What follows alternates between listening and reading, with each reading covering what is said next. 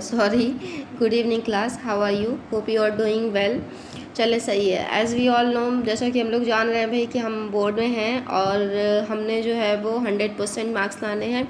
100% marks का मतलब क्या होता है ना कि साइंस में 100 आउट ऑफ 100 इस यही होता है 100%।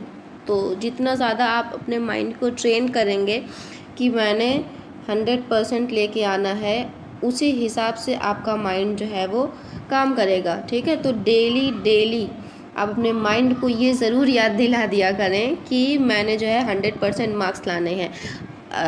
Just because I am your science teacher, bio teacher, that is why I am focusing over the bio, but in English, okay, in English, in Hindi, these are the subjects which is marks gaining।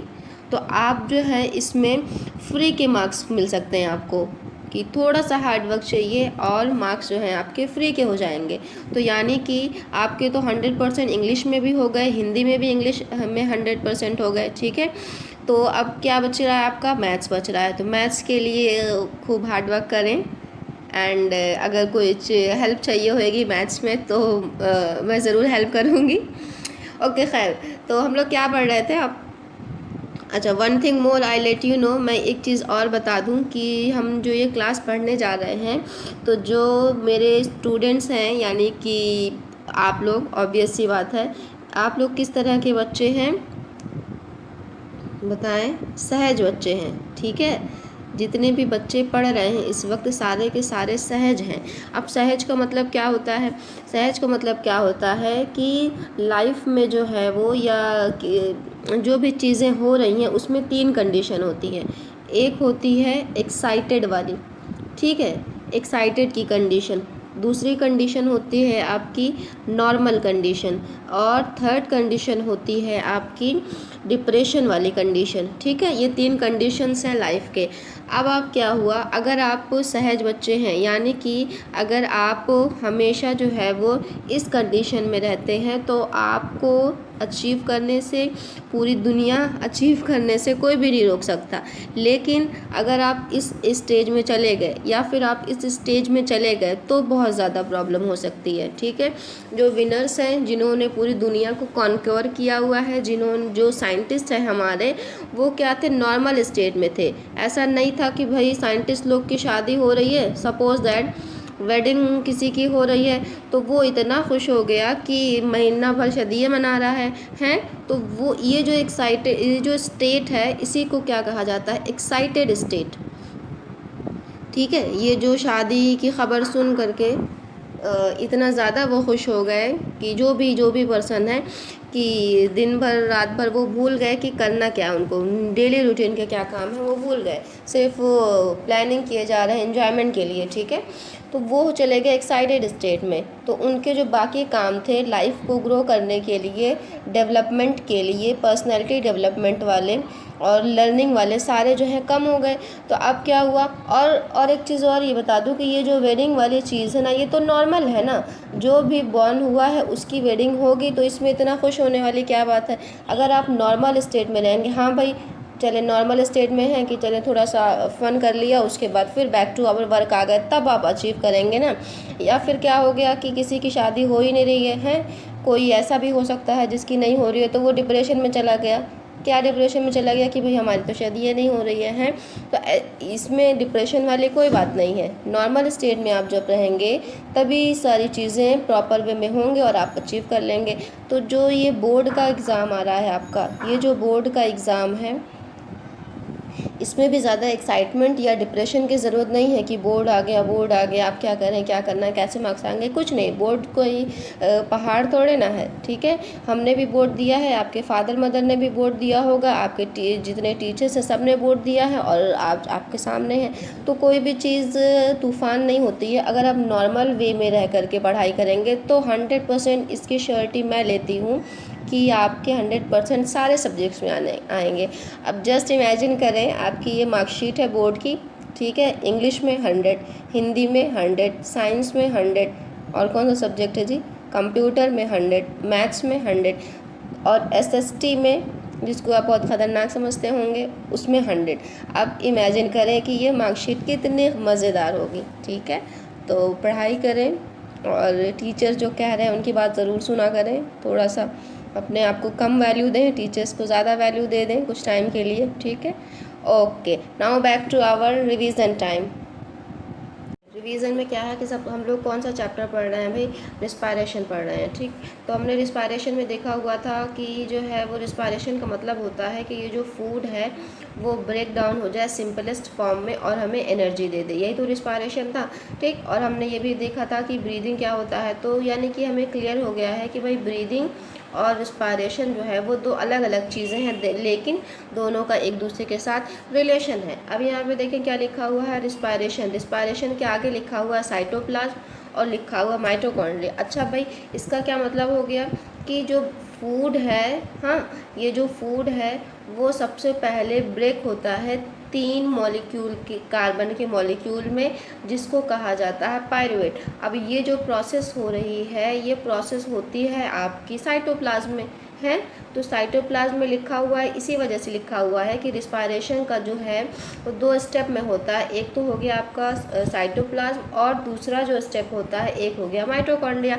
तो जो cytoplasm में step होता है उसी को तो glycolysis कहा जाता है। ठीक है, तो ये तो मैंने आपको बता दिया था पहले ही। और पायरुवेट जो बना था 3 मॉलिक्यूल का, कार्बन मॉलिक्यूल का जो स्ट्रक्चर बना था वो दोबारा से क्या होता है, 3 पार्ट में अगर उसको हम डिवाइड कर दें कि भाई ये जो पायरुवेट जी हैं अगर इनको ऑक्सीजन ना दिया जाए, ठीक, तो ये क्या बनाएंगे, एथेनॉल प्लस O2 बना, कार्बन डाइऑक्साइड बना लेंगे।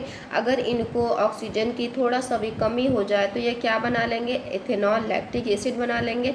और अगर इनको प्रॉपर ऑक्सीजन मिल जाए माइटोकॉन्ड्रिया के थ्रू तो ये क्या कर लेंगे। तो ये पायरुवेट जी की कहानी है कि इन्होंने 3 पार्ट में अपने आप को डिवाइड कर दिया। तो ये तो मैंने पहले एक्सप्लेन करा था, मे बी आपको क्लियर हो गया होगा। हाँ, नीचे लिखा हुआ है कि लैक्टिक एसिड जो है वो कॉजेज क्रम्स, यानी कि मसल में जो पेन होने लगता है ना, कभी कभी ऐसा लगता है मसल में मरोड़, ऐंठन जिसको कहा जाता है नॉर्मल हिंदी में, तो वो दर्द होने लगती है ना, तो वो लैक्टिक एसिड की वजह से होता है। कि भाई क्या हुआ कि ये जो है एक्सरसाइज कर रहे हैं तो कुछ ज़्यादा इन्होंने फास्ट एक्सरसाइज किया, जिसकी वजह से इनको ऑक्सीजन की रिक्वायरमेंट थी और वो प्रॉपर वे में नहीं पहुंच पाई, लेकिन इनको एनर्जी तो देना पड़ेगा बॉडी को काम कराने के लिए। तो इन्होंने क्या किया भाई, अपना एनारोबिक रिस्पायरेशन कर दिया, जिसकी वजह से क्या हुआ, लैक्टिक एसिड और एनर्जी तो मिली लेकिन लैक्टिक एसिड बन गया। अब ये लैक्टिक एसिड जो है वो क्या कर रहा है भाई, कॉज कर रहा है क्रम्स,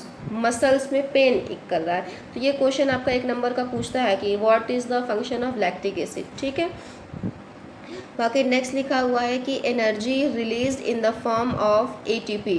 जो एनर्जी यहाँ पे रिलीज़ हुई थी, देखें ये जो एनर्जी यहाँ पे रिलीज़ हो रही थी वो किस फॉर्म में रिलीज़ होती है, वो ATP के फॉर्म में रिलीज़ होती है। अच्छा, ATP क्या होती है, ये ATP जो है क्या होती नहीं है, क्या होता है, ये एनर्जी करेंसी ऑफ सेल होता है। ठीक है, एक एनर्जी करेंसी यानी कि सेल को एनर्जी देने का काम ATP करता है। अब एनर्जी जो है वो एक फॉर्म में हमें यूटिलाइज करते हैं जिसको कहा जाता है ATP, एडेनोसिन ट्राइफॉस्फेट। ठीक है, तो ATP की थोड़ी सी कहानी यहाँ पे लिखी हुई है कि ATP can be used in cells for the contraction of muscle के कॉन्ट्रैक्शन में, प्रोटीन सिंथेसिस में and conduction of nerve impulse में। ठीक है, ये सारी चीज़ों में इस ATP का यूज़ होता है। ठीक, तो ये तो आप नोट डाउन कर लीजिएगा। नेक्स्ट देखें, प्लांट सेल के बारे में लिखा हुआ है भाई क्या कि एक्सचेंज गैसेस थ्रू स्टोमेटा। हाँ, तो सबको पता है कि स्टोमेटा क्या होता है, ये मैंने बहुत बार आपको बता चुकी हूँ। ठीक, स्टोमेटा क्या होता है, ये लीव्स हैं, लीव्स के सरफेस पे गोल गोल स्ट्रक्चर होते हैं जो माइक्रोस्कोप से देखने को बाद मिलते हैं, और ये 2 ऐसे बीन शेप के स्ट्रक्चर में बना होता है जिसको गार्ड सेल कहा जाता है। यही जो होल है इसी के थ्रू गैस का एक्सचेंज होता है ना। नीचे देखें क्या लिखा हुआ है, CO2 and O2 exchange by diffusion, diffusion के थ्रू CO2 O2 का एक्सचेंज होता है। ये पॉइंट लर्न करने वाला है। नेक्स्ट लिखा हुआ है there is no photosynthesis during night. ठीक है, और क्या लिखा हुआ है, animal that live in water need to use oxygen dissolve in water, यानी कि जो ये जो पानी बना हुआ है इसमें जो एनिमल्स रहते हैं जैसे कि फिशेस हो गई, तो ये जो पानी में ऑक्सीजन है वो डिज़ोल्व फॉर्म में होती है, ठीक, तो वो इसको यूटिलाइज करते हैं। बाकी उसी से रिलेटेड एक क्वेश्चन दिया हुआ है कि why breathing rate in aquatic animals faster, इसी वजह से फास्टर होता है क्योंकि वहाँ पे डिज़ोल्व ऑक्सीजन जो होती है वो लो होती है ऑक्सीजन जो एयर में है उसके कंपैरिजन में, ठीक, तो ये आंसर ये बहुत इंपॉर्टेंट है, इसको ज़रूर लिख लीजिएगा आप लोग कॉपी में, ये वेरी इंपॉर्टेंट है। अच्छा, ये तो कल मैंने बताया था आपको कि रिस्पायरेटरी सिस्टम जो होता है उसमें कितनी चीज़ें जो है वो पार्टिसिपेट करती हैं, ठीक, क्या क्या होता है, नेज़ल पैसेज हो गया, फेरिंग्स हो गया, लैरिंग्स हो गया, ट्रैकिया हो गई, ब्रोंकाई, ब्रोंक्यूल, एल्वियोलार सैक, तो यही तो मैंने बताया था कि यहाँ नाक शुरू हुई आपकी, नाक के बाद क्या हो गया, नेज़ल पैसेज आ गया, फिर फेरिंग्स आ गई, फिर लैरिंग्स आ गई, फिर ये जो पाइप आ गया ट्रैकिया, फिर ट्रैकिया कई पार्ट्स में डिवाइड हो गया ब्रोंकाई में, फिर ब्रोंक्यूल बना, फिर लंग्स बन गया, तो यही तो स्ट्रक्चर आपका रिस्पायरेटरी सिस्टम का है ना।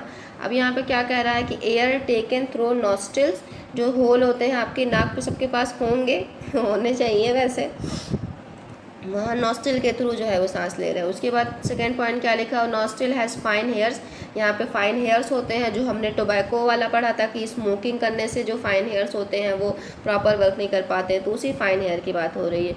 नेक्स्ट लिखा हुआ trachea made up of cartilage of ring, ये भी मैंने बताया था कि कार्टिलेज की रिंग की बनी होती है ताकि भाई कोलैप्स ना हो पाए, ठीक, ठीक है। देखिए यहाँ पे जो स्ट्रक्चर बना हुआ इसमें आपका क्लियर हो जाएगा, ये देखें कितना मज़ेदार स्ट्रक्चर है ना, नेज़ल कैविटी यहाँ पे बना हुआ है, फिर नेज़ोफेरिंक्स बना हुआ है, फिर ओरोफेरिंक्स ये खाने वाला पोर्शन है, फिर लैरिंगोफेरिंक्स ये वॉइस वाला पोर्शन है, ठीक है। फिर देखें नीचे और फिगर अच्छा बना हुआ है, क्या कह रहा है भाई कि नेज़ल कैविटी, अभी जो मैंने आपसे कहा था कि नेज़ल कैम्बर नेज़ल कैविटी, तो देखें यहीं पे होती है। फिर यहाँ पे ये मुंह वाला पोर्शन दिया हुआ है, थोड़ा सा टंग के बारे में लिखा है। फिर एपिग्लॉटिस, एपिग्लॉटिस क्या होता है और ग्लॉटिस क्या होता है, ट्रैकिया जो होता है ओपन होता है एयर वाले बॉक्स में, उसी को एपिग्लॉटिस कहा जाता है, ग्लॉटिस कहा जाता है, उसके ऊपर एक लिड लगा होता है जिसको एपिग्लॉटिस कहा जाता है, ठीक है। ये देखें ट्रैकिया यहाँ पे बना हुआ है, फिर यहाँ पे ये ट्रैकिया बना हुआ है, ये वाला पोर्शन ओइसोफेगस है, ठीक। उसके बाद नीचे वाले पोर्शन में देखें लैरिंग्स जो होता है उसमें कई पार्ट होते हैं, एपिग्लॉटिस, ये सब जो है वो याद करने की ज़रूरत नहीं है, बस ये जान लें कि वॉइस बॉक्स जो होता है ग्लॉटिस, उसके ऊपर एक लिड लगा होता है जिसको कहा जाता है एपिग्लॉटिस। देखें यहाँ पे लिड लगा हुआ है, जो जब हम खाना खाते हैं तो ये बंद हो जाता है ताकि खाना उसमें ना जाए। अब क्या हो गया, जो एपिग्लॉटिस जी हैं, यहाँ पे जो वॉइस बॉक्स होता है देखें इस तरह का स्ट्रक्चर होता है, जब हम आवाज़ निकालते हैं तो यही कंपन होता है इसी में तभी जाकर के आवाज़ निकलती है, हाँ। और हमारा माइंड जो होता है जो हम आवाज़ बोलते हैं उसके लिए फैमिलियर होता है और उसको रिकॉग्नाइज इजीली कर लेता है। अगर मैं चाइनीज़ में बोलूँ तो आप नहीं पहचान पाएंगे क्योंकि माइंड को टाइम लगता है चीज़ों को सीखने में। आप चाइनीज़ जब सीख लेंगे तो आप समझ आ जाएगा, ठीक है भाई।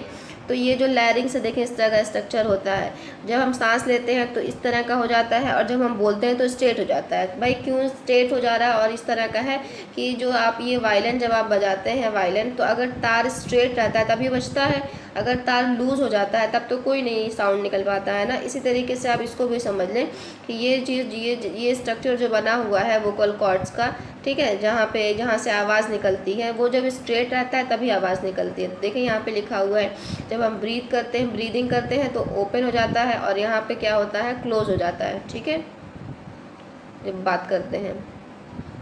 अच्छा, अब एपिग्लॉटिस यहाँ पे इसकी कोई ज़रूरत नहीं है आपको लिखने की। ये देखें ये जो लैरिंग्स था वो डिवाइड होता है दो पार्ट में, देखें ट्रैकिया हो गए, फिर राइट और लेफ्ट में हो गया। ये जो रिंग बना हुआ वो कार्टिलेज की रिंग होती है, ब्रोंकस मतलब वही ब्रोंकाई जो मैंने क्लास में आपको बताया था, तो फिगर से क्लियर हो जाना चाहिए। देखिए यहाँ पे और मज़ेदार फिगर बना हुआ है, cartilage location of carina left lung root, मतलब वही दिया हुआ है कि बेसिकली क्या होता है, कहाँ से क्या स्ट्रक्चर बना होता है। प्राइमरी हो गया, फिर डिवाइड हो गई तो सेकेंडरी हो गया, ठीक है। तो इस फिगर को बस समझने के लिए मैंने दिया हुआ, तो यहाँ बनाने की ज़रूरत नहीं है आपको।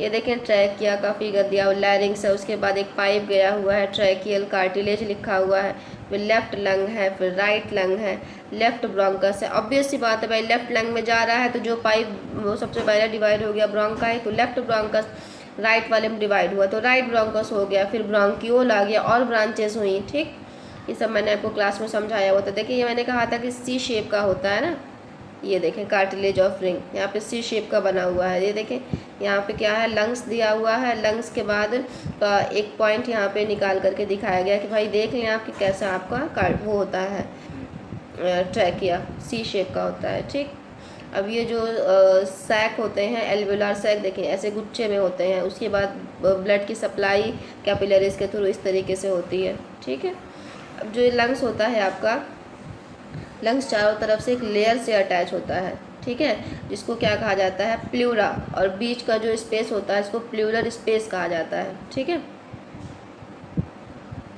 और यहाँ पे लास्ट में देखिए क्या दिया हुआ, ये जो लेफ़्ट वाला पोर्शन है लंग्स का ना, इसमें 2 पार्ट होते हैं, और राइट वाला जो पोर्शन है लंग्स का उसमें 3 पार्ट होते हैं। यहाँ पे 2 पार्ट इसलिए होते हैं क्योंकि यहाँ पे हार्ट को भी तो रहना रहता है। ठीक है, प्लूरल इफ्यूजन का मतलब क्या होता है कि एक टाइप की डिजीज़ होती है, तो लंग्स की जो लेयर होती है प्लूरल लेयर, इसी में पस बनने लगता है ना, तो उस बीमारी को प्लूरल इफ्यूजन कहा जाता है। तो ये आपके काम की वैसे नहीं थी, बस समझाने के लिए मैंने बता दिया था। तो आप क्या करें, ये सारे नोट्स को ध्यान से पढ़ें, और जितनी मैंने नोट्स इसमें बनाया हुआ है उन सारे नोट्स को, जो पॉइंट आपने नहीं लिखे हुए हैं वो लिख लें और मुझे सेंड कर दीजिएगा PDF। ठीक है।